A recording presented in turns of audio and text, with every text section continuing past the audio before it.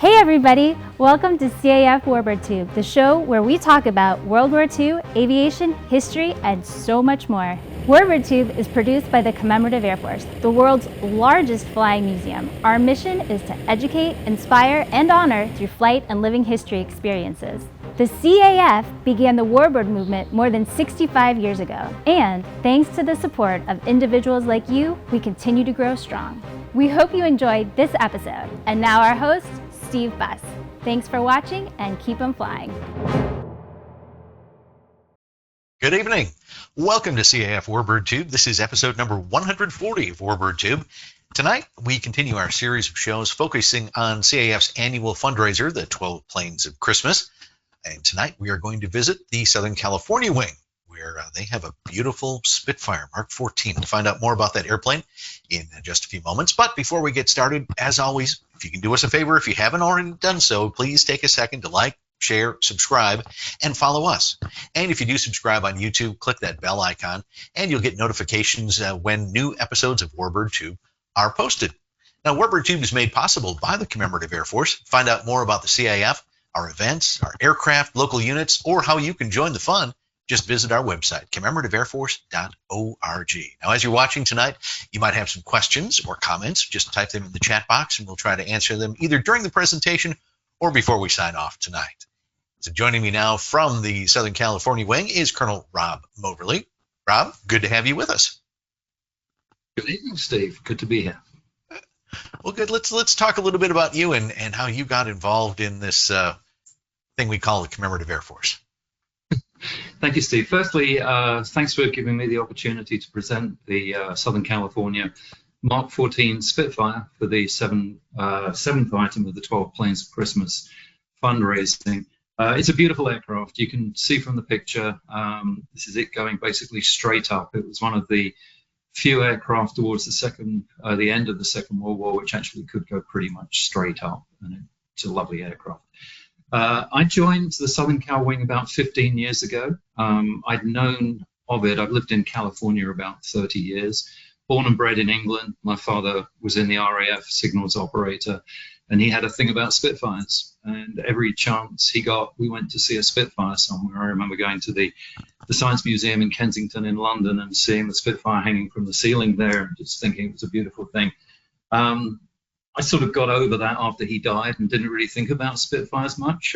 Then I started flying just general aviation, learned to fly in Camarillo at Channel Islands there, and then went on and learned tailwheel and aerobatics up at Santa Paula with Judy Phelps at CP Aviation, and decided I wanted to get involved with the Camarillo wing. So this picture is the highlight of my aviation career so far. My wife, for my 60th birthday, bought me a backseat ticket in a Mark 9 Spitfire in England, along the coast of England, and the pilot let me do aerobatics and do everything except take off and land, which was a good thing because I don't think I could take off and land in a Spitfire. But it was, I don't think it's going to get any better than that, but that was the height of my aviation career. When I first reported at Camarillo, they had a maintenance meeting, a members' maintenance meeting that was taking place. So I went in, grabbed a cup of coffee, stood off at the side, and they asked me to introduce myself. I did. They immediately latched onto the fact I talk funny. So they said, you'll be able to read the Spitfire manuals and understand them. So I got put on the Spitfire crew straight away. I'm also a certified practitioner of the dark arts of Lucas Electrics and Whitworth spanners and things. So I'm stuck on the Spitfire crew for the rest of my life, I think.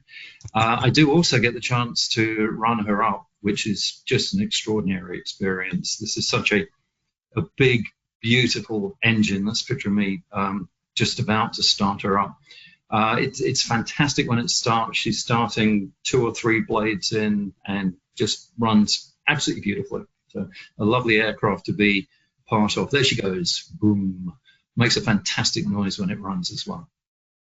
A couple of people I'd like to mention. The first is the previous crew chief, Ned Grabowski, who I learned everything I possibly could about Spitfires from through Ned. Just a great guy. The original restorer of the aircraft, Craig Charleston in England, who we're still very much in touch with. He's been very, very supportive. Peter Arnold, who's basically Mr. Spitfire in England. He knows more about Spitfires than anybody. You're nodding your head. You've obviously heard of him. And then lastly, Jason Soames, who's our pilot for the Spitfire. He's the only one rated on the Spitfire at the moment. And he's been really helpful with everything we've been doing, troubleshooting these issues we've recently had with the aircraft. CAF Camarillo wing, 200 active members, probably 300 members altogether. And a really nice collection of aircraft. We fly almost everything we have. If it's not flying, it's in repair or restoration, refurb. But we have a PBJ-1, which is our really signature aircraft, the B-25 bomber. It's the only PBJ still flying. We have a Bearcat, Hellcat, Zero, the Spitfire, ME-108, just a Storch, Fieseless Storch. Just a nice little collection of aircraft and a really lovely museum. And located just up the coast from Los Angeles metro area in Camarillo. Yeah, we prefer to think of it as being just down the road from Santa Barbara rather than just up the road from LA. But it is a great airport and great facilities there. The Southern California wing has really done a great job. Yeah, a lot of that was Steve Barber, one of our previous wing leaders. He was pretty much involved in building the first two hangars, the museum and maintenance hangars. And then more recently, he raised the sponsorship funds for and built an enormous, great new West hangar on the side of the facility. So we've now got a really good campus, which we share with our local EAA chapter as well. A shout out to Ali Mogadas of that EAA chapter. There you go. Very good. You wanted to talk a little about the history of the Spitfire in general? Yes, let's do that. This picture here explains it all. Now go back one. I said I wasn't going to do that, but I did it to you. That's okay. This amazingly covers way under 100 years of aviation. The aircraft in the front was the frontline interceptor for the RAF in World War I, 1914. It's the Sopwith Camel, single seat, got a couple of Vickers machine guns synchronized to fire through the wooden prop. Supposedly a really funky aircraft to fly because it's got this big spinning engine in front and everything, and it goes all over the place. The second one is our Spitfire, 1944, 1945. And last is obviously the X-35, which the RAF have now taken on charge. And you look at that from 1914 up to about 2010-ish, maybe, when the F-35 started coming in. Just amazing how things have progressed across that time. That was taken up at Edwards for an RAF celebration, the anniversary of the RAF founding. Very good. So back in 1920s, the French organized a seaplane racing competition called the Schneider Trophy. The intent was just to get seaplanes to fly as fast as you possibly could. The idea was that a seaplane was going to be incredibly useful during wartime, during combat, didn't need a runway, could be operated off of anywhere. Faster you could get them to fly, more useful those aircraft would be. First couple of races, I think the British won the first one with the Supermarine S4, built by Supermarine, obviously the people now make the Spitfire, designed by a guy called Reginald Mitchell, who's just famous for having designed the Spitfire later on in life. But he did the S4B first, running a Napier engine, did about 240 mile an hour, I think, something like that. But this was back in the 1920s. So, and it looked almost as sleek as this aircraft. This is a later version. For the next couple of years, I think the Americans won it a couple of times. I think the Italians might have won it once. And then the Brits got serious again and built the Supermarine S5, which still had a Napier engine. And I think we won it again with that, which gave us it for the 2 times. If you win it 3 times, you get to keep the trophy. So everyone was in it for the last time. They built a new aircraft called the S6B, and for it, Rolls-Royce developed this humongous engine called the R, 37-liter V12, overhead cams, 2-stage superchargers. The first version for the S6 generated about 2,000 horsepower. The next generation that went in the actual race aircraft, the S6B, was about 3,000 horsepower. Just astonishing amount of horsepower out of the aircraft, only for short periods. It would expire very quickly if you ran it like that for very long. And we won the Schneider Trophy. So we got to keep it. The RAF got to keep the Schneider Trophy. At the same time, Rolls-Royce were privately developing what became one of the most famous engines in history, probably, the Rolls-Royce Merlin, 27-litre V12, not dissimilar to the layout of the Type R, but really a very, very different engine. The Air Ministry put out specifications for a single-seat, closed cockpit, monoplane, cantilever-type aircraft, basically retractable undercarriage, basically capable of getting up as fast as it possibly can and flying as fast as it possibly could at about 25,000 feet. A lot of other specifications around it, and Sidney Cam from Hawker went off and started work taking the Gloucester Gladiator and moving that into a monoplane, making that look a lot prettier as the Hurricane. And Mitchell, who had been working on the S6B, developed an aircraft before the Spitfire, which was really ugly and a complete flop. So he's not as great as everyone thought he was all the time. He did have some mistakes. They then decided they were going to build the Spitfire, which was going to be the Type 300, without any Air Ministry interference. They felt that the Air Ministry had messed with them when they did the first aircraft, which was why it didn't work so good. And they came up with this. This is the Type 300 Spitfire to specification 34/37, and it's an absolute beauty. Everyone who saw it right from the beginning said, if it looks that good, it's going to fly that good. This is K5054, the prototype. It's got a tail skid on the back, which is pretty unusual. They've modified the horn balance, and they've put wheel flares on it, which it didn't, undercarriage flares on it, which it didn't have for its original flight. But first flew in 1935-ish, 36, and everyone loved it from there.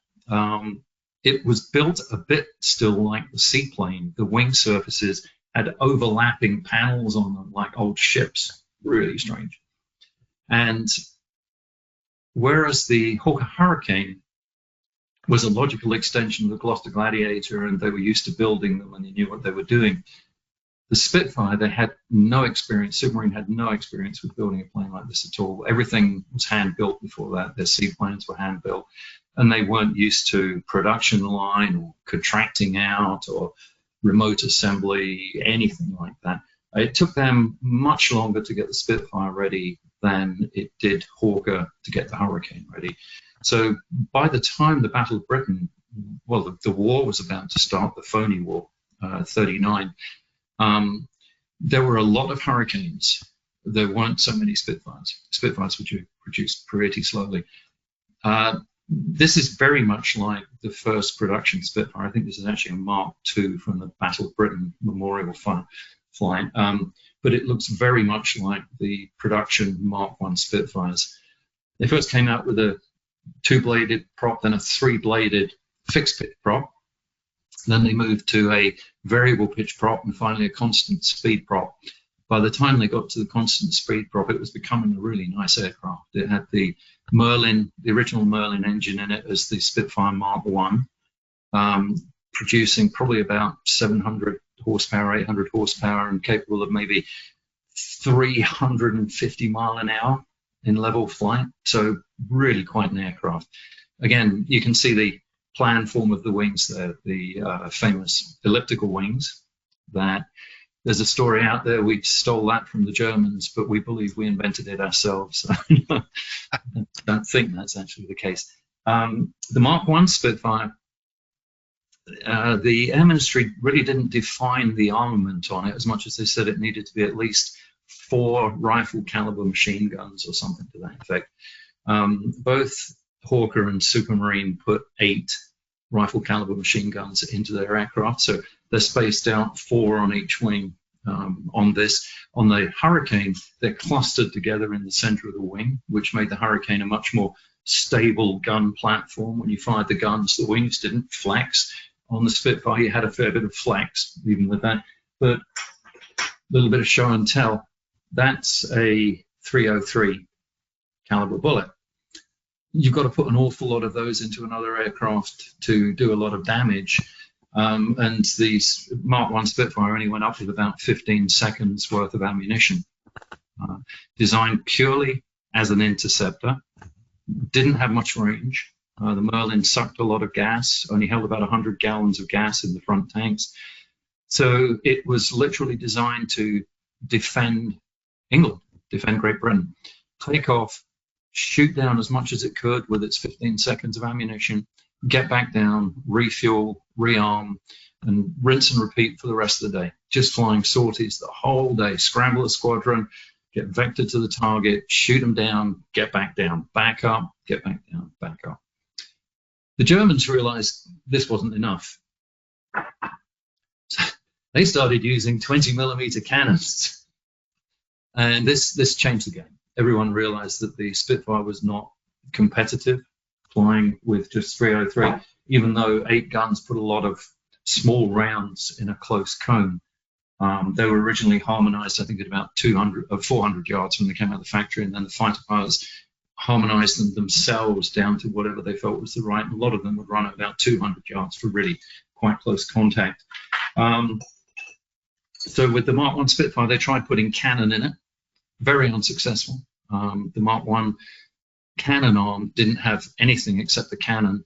19 squadron were given them to try out, and in combat the cannon seized up.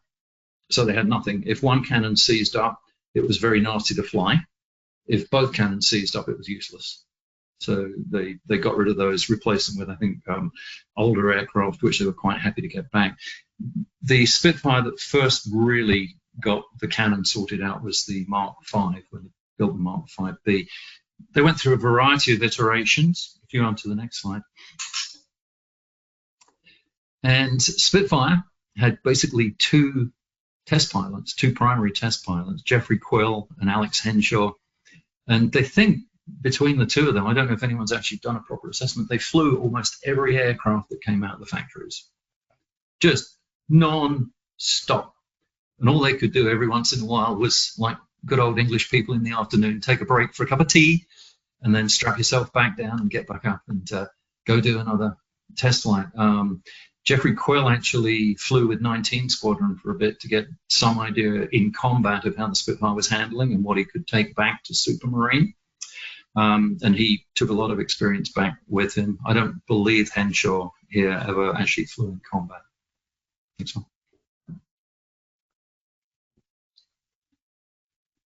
Spitfire had some unusual things. One was it did have a tendency to nose over.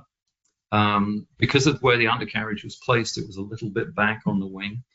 And the early models of Spitfire, this is a Mark IX, so it's a later one, but it had a heavier Merlin engine in it, and a 4-bladed prop had a tendency to nose over. They said originally the Mark I's came out with 3-bladed props, and then the Mark IX had a 4-blade. And they were all made of wood. And they were made of wood specifically for this reason. If the aircraft nosed over, it just shredded the prop into a whole load of matchsticks, and you could then take the prop off, quick inspection of the engine, put the prop back on. Didn't have to rip the engine down, didn't damage the engine or anything. This was a much more contemporary crash at Duxford back a few years ago, and the aircraft was back in the air very quickly afterwards. Put your prop on it, inspected it, and she was back in the air. One of the oddities about it, they fixed it in the later, certainly in the Mark 14, they'd moved the gear forward a little bit. So even with the really big engine of the Griffin, it still didn't nose over quite as bad. But you still got to be very careful with them. They're twitchy. They have even on a ground run, they have a tendency to lift that tail up really quite quickly with the power of the engine.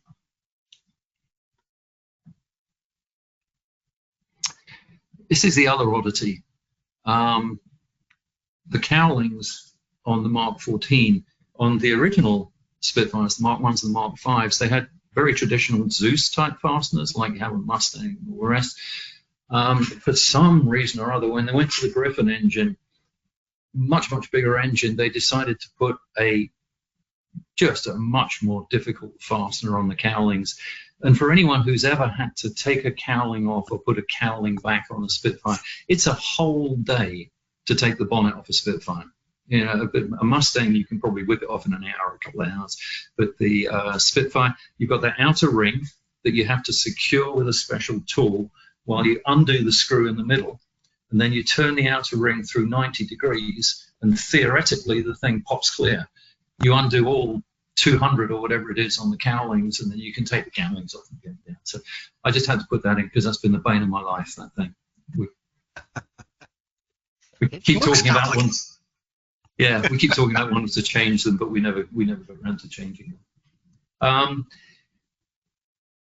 People think to some degree that the Spitfire ran out of development potential for the Merlin by about the Mark 9. The Mark 9, the Merlin engine had come up to probably about 1,600 horsepower, the same as they put in the Mustang, two-stage, two-speed supercharger, built by Packard as well in the Mark 16, but in Rolls-Royce in the Mark 9. And there was a parallel development path. The Royal Navy had asked for a very big V12 that ran a bit slower and could run further and run longer. And Rolls-Royce built the Griffin. It was sort of modeled a bit on the R that was in the S6B, but it's quite a different engine. It is a monster. 37 litres. Ours puts out 2,100 horsepower. Single overhead cam, 4 valves per cylinder. Got these beautiful shafts up the front that run the cams down. Two-stage, two-speed supercharger with an intercooler, and all of the accessories that were on the Merlin. If you've ever seen a Mustang engine, it's got bits stuck all over it, all the way around it. All those bits were taken off and put on a firewall run by an engine-driven gearbox. So if you ever had to change the engine, you just whip the engine out and put the new engine in and connected it back to the gearbox. So much easier and makes it much simpler to work on and a much cleaner engine. And that enabled them to fit an engine that was 1.5 times as big as the Merlin into the same aircraft. The frontal area of the Griffin engine Spitfires hardly changed at all. The engine weighed an enormous amount more and was an awful lot longer. So the Mark 14, which was the first real sort of production Griffin engine, there was a Mark 12 which used a lower rated Griffin, which only had a single stage supercharger on it, really just to get through proof of concept effectively of the Griffin engine in the Spitfire form. And it worked, and it was really fast, and it didn't handle that great, but it was really fast. So they decided, okay, we're going to put the next version of the Griffin into the Mark 14. And this is our Mark 14, somewhere out over the Pacific, late on a wonderful California evening, with Steve Barber, our X-Wing leader, who's unfortunately now passed, flying at the picture taken by John Dibbs. And it just shows how beautiful an aircraft is. There are only 3 of these bubble top FR Mark 14s flying. We had a lot of discussion recently on Facebook about that, because there are 3 high-back Mark 14s flying, 3 low-back Mark 14s flying, so 6 out of about 1,000 that were built. Armament, just unbelievable. It's got 2 Browning 50 cal machine guns and 2 Hispano 20mm cannon on the front. So again, only about 10 to 15 seconds worth of ammunition. And the Merlin sucks a lot more gas. Sorry, the Griffin sucks a lot more gas than the Merlin did. So the 100-gallon tank really doesn't last very long. It'll use about 80 gallons, 70 to 80 gallons an hour. In combat, more than that. It's got an extra tank you can fit behind the pilot, which holds about an extra 30 gallons of gas, and a couple of wing tanks, but it doesn't hold a lot. But that's it. That is the Mark 14 Photo Reconnaissance FR Mark 14 with the E wing. So our aircraft, NH 749. Was built, assembled in Aldermaston, and flown first in Aldermaston in England in 1945, early 1945. It was then sent to number 33 maintenance unit in a case, packed up, and ended up on the SS Samstadi going to Karachi in India. It arrived in India in 1945 and was taken on charge with the Southeast Asia Air Command, SEAC. We believe when it was shipped in the standard English camouflage, grey and green on top, grey underneath, and the big English roundels.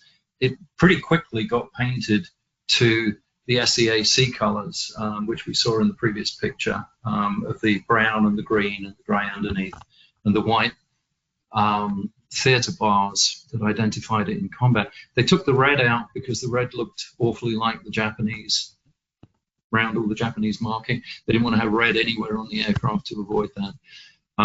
So it ended up in these colours.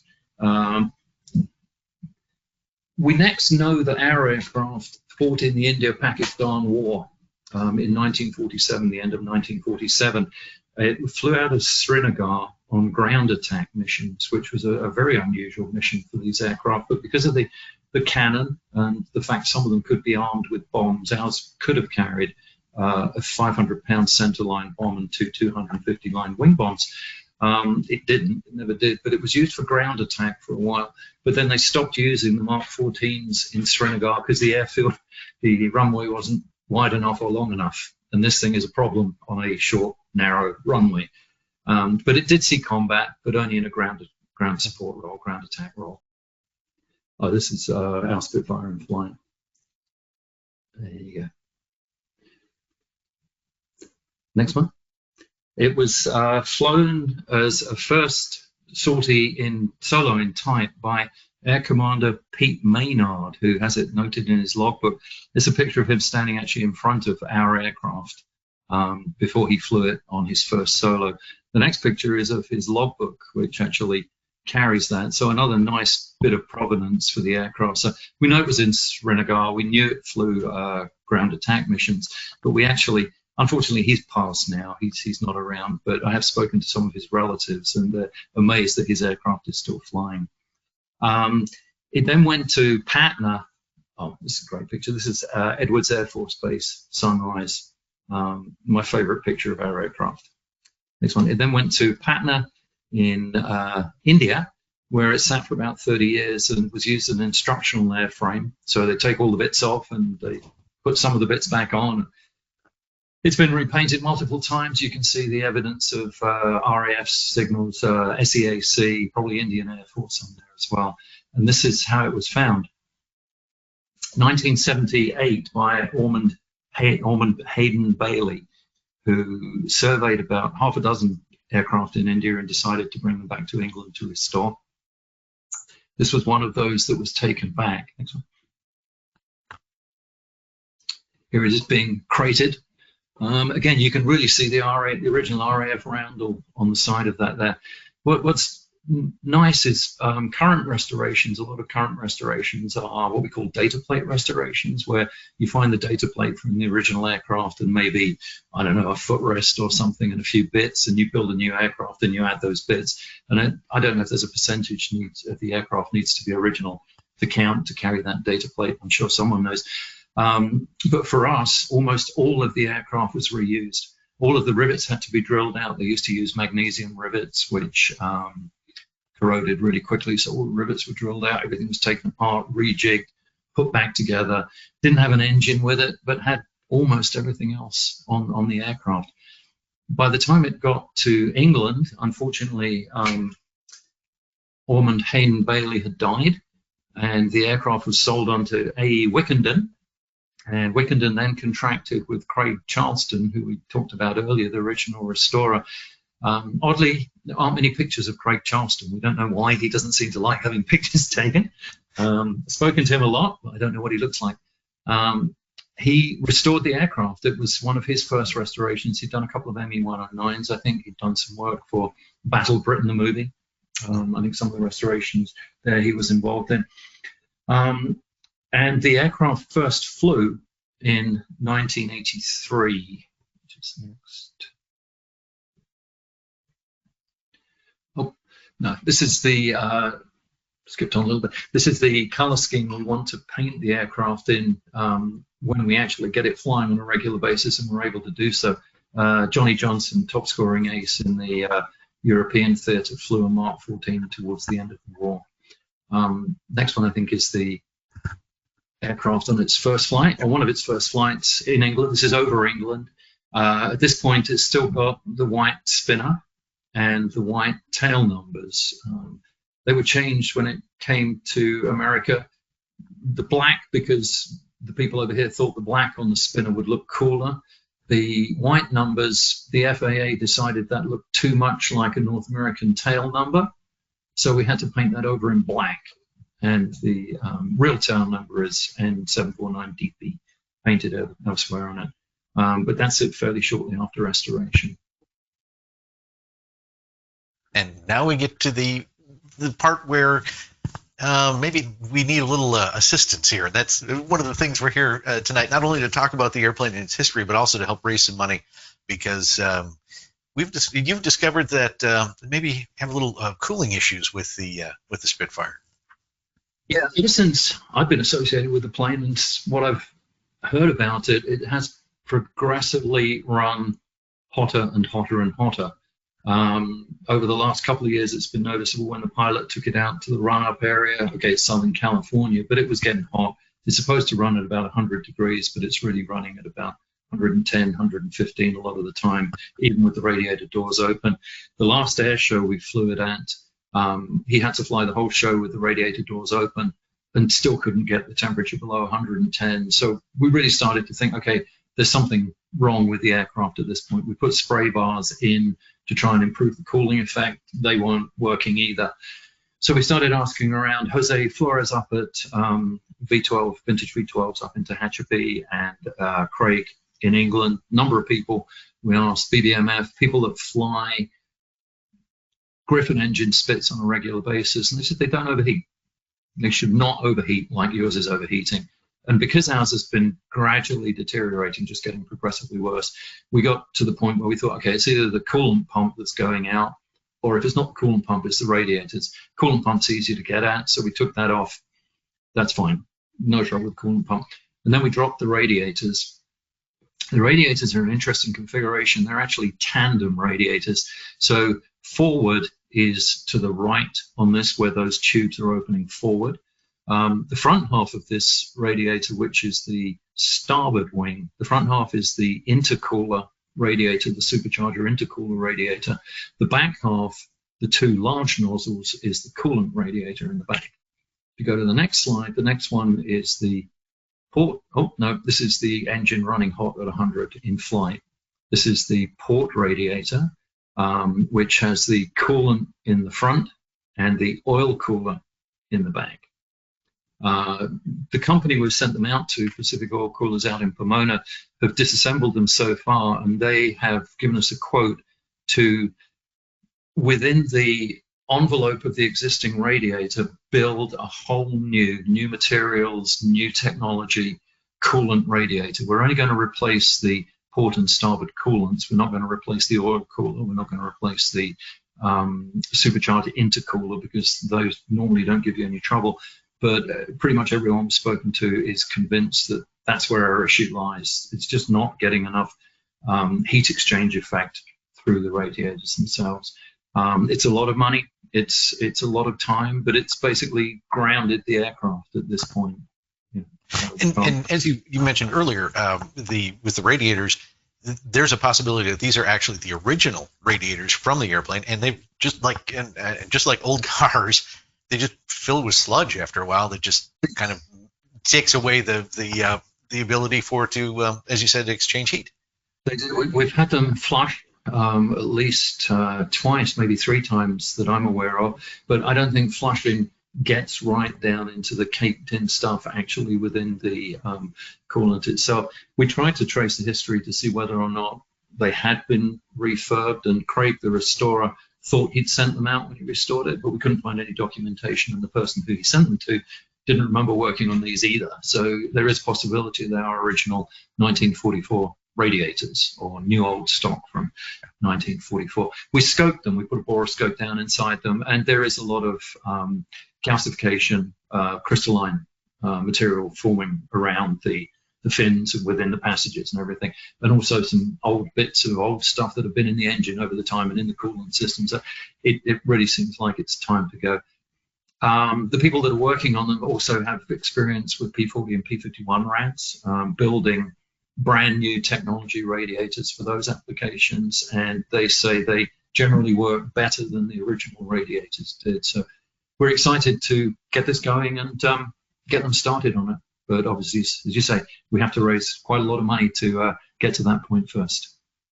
And again, they're taking the existing radiator, but basically the case, taking the guts out and redoing it with today's technology.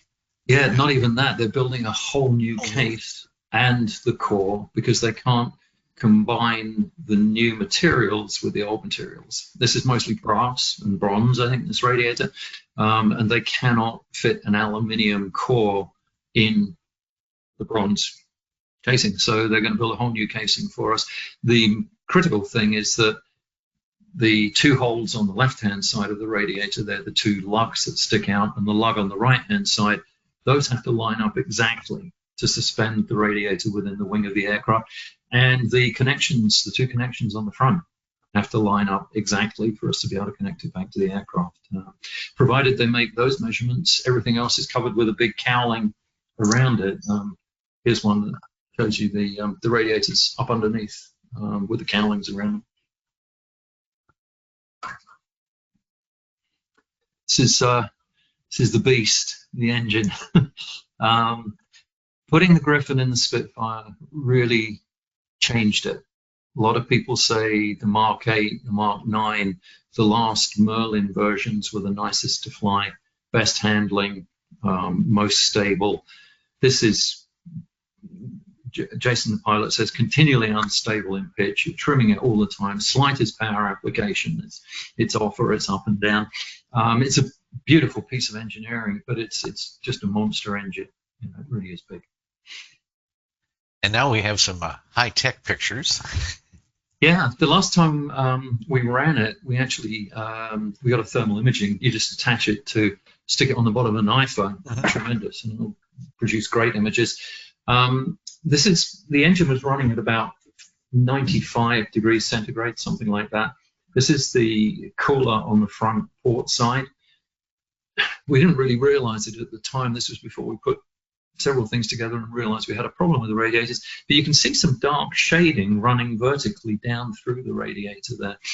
I believe now that is incomplete fluid transfer within the radiator itself. And when you look at it like that, it's only running 55 degrees centigrade when the engine itself is running 95. So it's definitely not getting enough heat through there and putting enough heat out.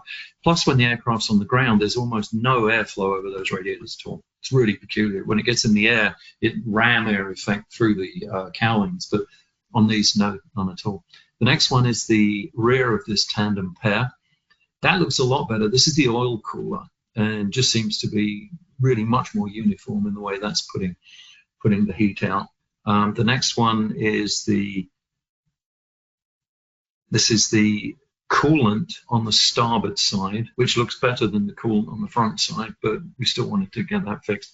And then the last one is the intercooler on the front of the starboard side. And because the aircraft's ground running, the intercooler is not running when there's no heat transfer running through there. But interestingly, you can see some of the heat bleeding through from the radiator behind it, the coolant radiator behind it. I thought those were interesting pictures.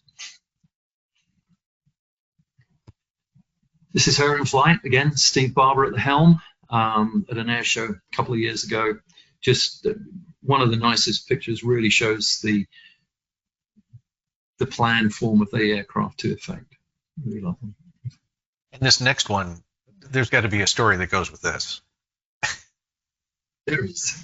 I mentioned Peter Arnold, Mr. Spitfire. He actually has a Mark, I think this is a Mark 22. He had a Mark 24 in his garage once before. This is his house in England, North London. And it's not always like that. It's not always sticking right out of the hangar. His garage is long enough that he can wheel it back in, but he has a 22 in his garage. And this guy knows more about Spitfires than anybody else in the country. But yeah, you imagine going home to tell your wife, I bought something, dear. It'll fit. Well, you mentioned your hangar mates from the Experimental Aircraft Association, and I know there are a lot of experimental aircraft that have been built in garages and basements over the years, and I'm sure there's been some explaining and some negotiations that went on to park the vehicles outside while the airplane is in the garage. Yep. Yeah, very cute picture. Yeah.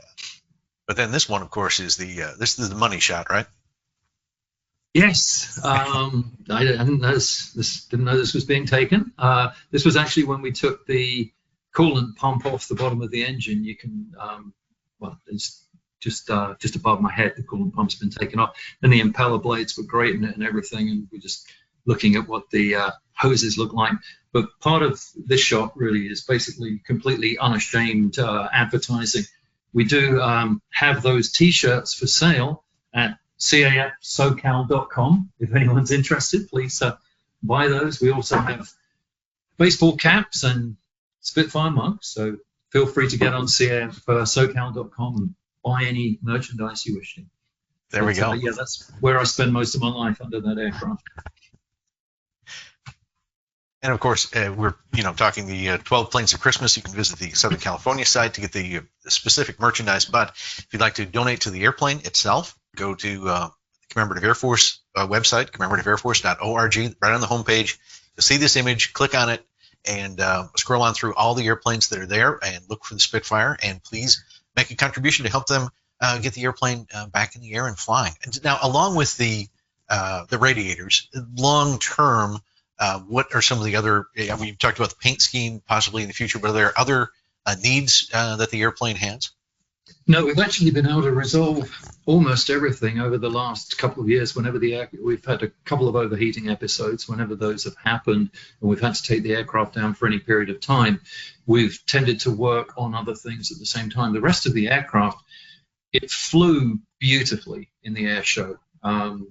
Jason, the pilot, reported it was lovely. It flew really, really nicely, just hot. If we can resolve that, there really aren't many other pressing issues. There's a brake relay valve that has got a little bit of a leak in it that maybe loses a little bit of compressed pneumatic pressure. We've redone the rigging. The aircraft's in great shape, and with the radiators, if God willing, if they work well, it'll fly really well for a long time. The paint job is more it would be nice to do that, because I think it's more recognizable as a Spitfire in those colors than it is in ours. People tend to look at it and go, "Ooh, that's funny round. Is that a Spitfire?" And also, looking at the pictures, maybe it's just the angles, but the nose is slightly different than it is some of the earlier models. Very, very much so. Okay. You look at this, it's because they fitted the Griffin in. It's about 1.5 foot longer, like 17, 18 inches longer than the Merlin engine. It's really heavy, and they had to put an awful lot of lead ballast in the back of the aircraft to compensate for that. Now, we took all the weapons have been removed. That's about 1,000 pounds in weapons and ammunition. Those were taken out very, very early on. So that made it a little better, but it still has a tendency to be a bit tail heavy, which actually isn't too bad when it's on the ground, because then there's less chance of it nosing over. But when it's in the air, that's not something you want. That may contribute to some of the pitchiness that the pilots report. I don't know. But it's a different beast to the early Battle of Britain Spitfires. I know our audience is always interested in performance characteristics, and hopefully I won't put you on the spot here, but what are some of the speeds that the airplane performs at? Takeoff, stall speed, landing, cruise? But we'll end up in an argument somewhere along the way here. I think it was designed and built really at the same time as the Bearcat. The Bearcat didn't see service. The Mark 14 Spitfire just saw service. They were both frontline interceptors, nothing else. The Bearcat, get up, defend the fleet. That's all you're there for. Shooting the thing down, get back down. Spitfire, defend the country, whatever you needed to do. Both aircraft were the fastest prop-driven aircraft in terms of rate of climb of any aircraft during the war. And they were the only two that really could stand almost directly on their tail to approaching aircraft. There's stories of German pilots having no idea why these Spitfires were coming up at them from below straight up. And the Bearcat could do similarly. 460 mile an hour level flight, 25,000 feet, something like that. Same as the Bearcat, almost exactly the same. In terms of landing speeds, probably about 90, something like that. I don't fly it, so I don't know, but it wheel lands very, very nicely. Jason's always just very, very softly touches it down, concrete runway. And there were problems with the early ones moving onto concrete because they were really designed to fly off of grass runways. And the grass would make it a lot more stable and hold the aircraft together. By the time they got onto concrete, they were bouncing around all over the place. But by the time they got to the 14s and 20s, they seem to have settled that down, and they perform nicely on concrete runways. Takeoff speeds is actually as much throttle as you can give it without overriding your left foot jammed as far forward as you can jam it and the trim as far forward as you can jam it. Because it will, if you give it too much throttle, supposedly pull off the side of the runway if you put too much on it. So you don't exactly steer it with the throttle, but you certainly keep it on the runway by using the throttle on takeoff. You mentioned the transition from grass to hard surface. Were there any changes in the undercarriage of the airplane during its development that kind of helped in that realm? By the time they got to the E-wing, the late Mark 9s were fitted with E-wings, and the Mark 14s and onward had the E-wing. That had an undercarriage that was canted forward about 2 inches or so. That really made a difference with stability. But it was always a very narrow track undercarriage, as you can see there, like the ME-109. Maybe not quite as narrow as an ME-109, but similar issues with it. So it's quite narrow, but no, not really any other changes. I think maybe they may have changed the camber angle slightly on the wheels, but definitely the forward cant was significant. When they went to the Seafire, the aircraft carrier version of the Spitfire, they had to lengthen the oleo shocks to give even more clearance for the prop, because it's a big prop, and by the time they got to the Mark 47 Seafires, there's a really big engine, a really big prop, and a tremendous tendency to smack that on the ground to lengthen the oleos even more. So it can be tough to get onto the wing of the aircraft sometimes, because it's a little higher than you'd expect it to be. Good. Well, I know the airplane is down for maintenance right now, but we have a short video clip here that does show it in action.